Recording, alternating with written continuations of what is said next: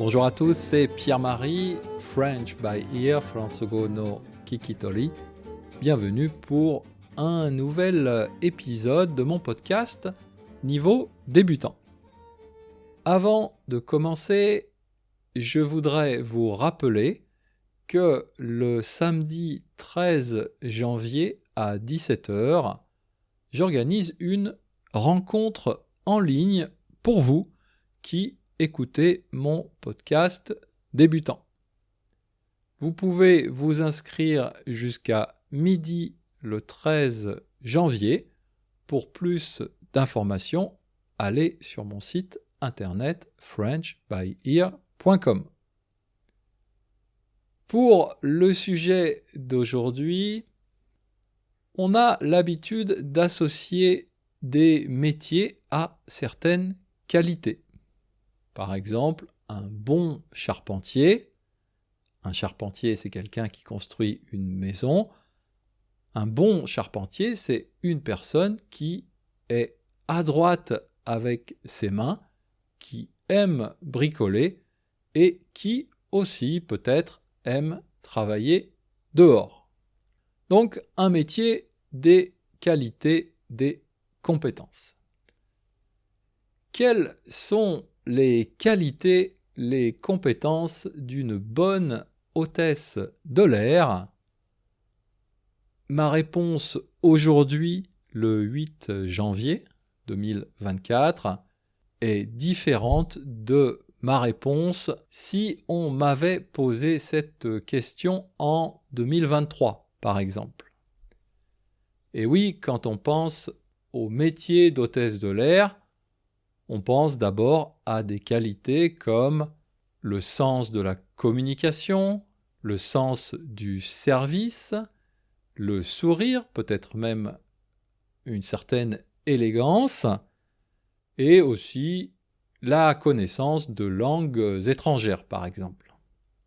Ça, c'était mon image avant, bien sûr, vous le savez, l'accident qui a eu lieu à l'aéroport d'Haneda le 2 janvier dernier. Ce jour-là, l'avion JL 516 de Japan Airlines a percuté un autre avion au moment de l'atterrissage à Haneda. Il a percuté cet avion, c'est-à-dire qu'il y a eu un choc entre les deux avions, et l'avion de Japan Airlines a pris feu. Ça veut dire qu'il y a eu un incendie dans l'avion. Et c'est presque un miracle. Tous les passagers de l'avion, à peu près 400 personnes, ont pu sortir de l'avion sains et saufs, c'est-à-dire sans blessure, sans gros problèmes, en seulement quelques minutes. Alors je dis miracle entre guillemets parce que, en général, quand on parle de miracle, c'est quand on arrive à sortir d'une situation très dangereuse, sans problème, mais uniquement grâce à la chance. Et là, bien sûr, dans cet accident, il y a eu beaucoup de chance, mais pas seulement. Il y a eu aussi le travail extraordinaire des hôtesses de l'air de l'équipage de cet avion Japan Airlines.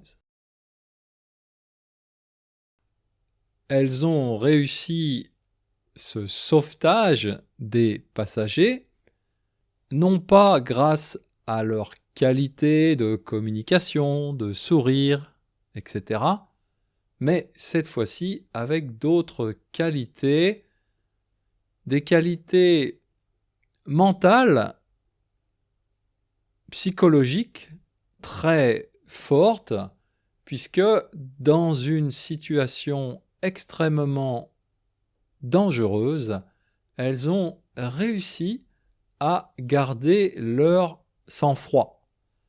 Garder son sang-froid, c'est une expression qui veut dire garder son calme malgré la situation dangereuse. Et donc, elles sont arrivées dans cet avion en feu, avec de la fumée un peu partout à l'intérieur de l'avion, à faire leur travail de façon professionnelle et finalement à sauver toutes ces personnes.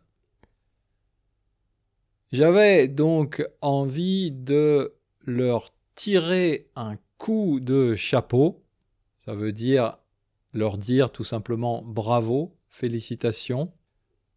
Je ne sais pas si ces hôtesses de l'air vont recevoir un bonus de Japan Airlines après cet accident, mais j'espère bien que oui, car à mon avis, elles le méritent.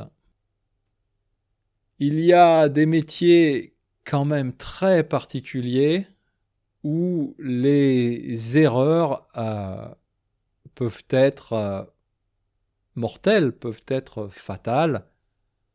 Dans mon métier de journaliste ou dans mon métier de professeur de français, si je fais des erreurs, on va dire, il n'y a pas mort d'homme, c'est pas très grave, mais des pilotes d'avion, des hôtesses de l'air, des infirmières, des médecins, des conducteurs de train, etc. Il y a beaucoup de métiers comme ça avec des responsabilités très importantes. Je vais sûrement penser à tout ça quand, à la fin du mois de janvier, je vais reprendre l'avion puisque je retourne en France pour un mois.